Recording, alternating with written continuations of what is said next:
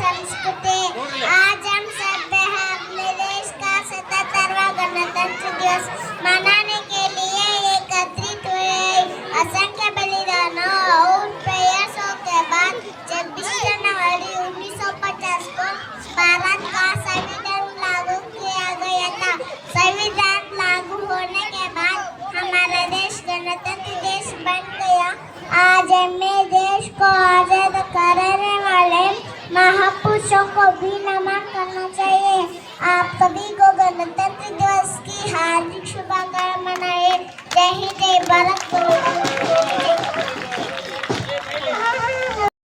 ಅತ್ಯದ್ಭುತವಾದಂಥ ಭಾಷಣವನ್ನ ಮಾಡಿರ್ತಕ್ಕಂಥ ಮುದ್ದು ಮಗುವಿಗೆ ಧನ್ಯವಾದ. ಸಂಸ್ಕೃತಿ ಮಾರಂಭಶ್ರೀ ಅವಳಿಗೆ ಒಂದು ಚಪ್ಪಾಳೆ ಮೂಲಕ ಅಭಿನಂದನೆಗಳನ್ನು ಸಲ್ಲಿಸೋಣ.